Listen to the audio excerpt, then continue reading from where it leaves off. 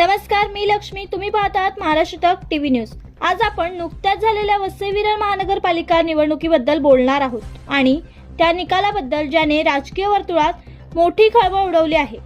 या निवडणुकीत भारतीय जनता पक्षाला मोठ्या पराभवाला सामोरे जावे लागले. हा निकाल धक्कादायक का ठरला?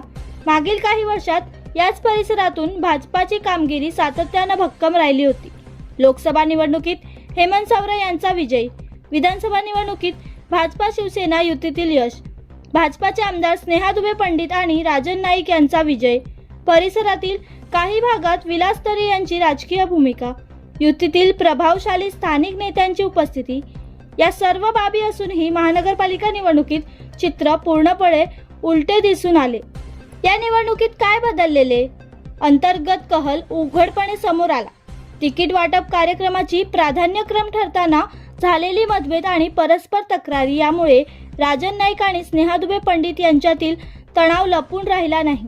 संपूर्ण प्रचारादरम्यान दोघेही एकत्र न दिसणे तसेच मुख्यमंत्र्यांच्या दौऱ्यावेळी मंचावर असतानाही अस्वस्थ देहबोली हे संकेत मतदारांनीही गांभीर्याने घेतले. संघटनात्मक समन्वयाचा अभाव.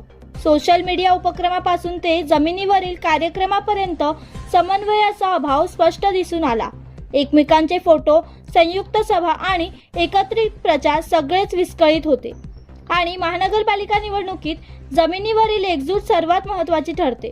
विरोधकाकडून आलेल्या नेत्यांची रणनीती. उद्धव बाळासाहेब ठाकरे गटमधून अलीकडेच बाहेर पडून आलेल्या काही नेत्यांनी पक्षातील या असंतोषाचा पुरेपूर फायदा घेतला.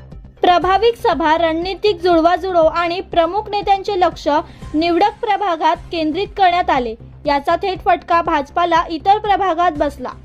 अति आत्मविश्वास आणि अहंकार. मागील सलग विजयांमुळे निर्माण झालेला अति आत्मविश्वास, स्थानिक प्रश्नांकडे दुर्लक्ष आणि युतीतील समन्वयाचा अभाव या सगळ्यांनी मिळून पराभवाची मजबूत पार्श्वभूमी तयार केली. निष्कर्ष म्हण आहे, अति आत्मविश्वासाचा शेवट चांगला नसतो. आज निकाल आपल्या समोर आहेत आणि हे स्पष्ट झाले आहे की संघटनात्मक एकजूट, जमिनीवरील रणनीती आणि नम्र नेतृत्वाशिवाय विजयी निश्चित होत नाही. वसई-विरार महानगरपालिका निवडणुकीने हेच शिकवले आहे की मतदार सर्व काही पाहतो, सर्व काही समजतो आणि योग्य वेळी निर्णयही घेतो. लोकशाहीतील प्रत्येक निवडणुकीचं तथाधारित, सखोल आणि निष्पक्ष विश्लेषण आम्ही तुमच्यापर्यंत पोहोचवत राहू. आपण पाहत रहा महाराष्ट्र तक टीव्ही न्यूज.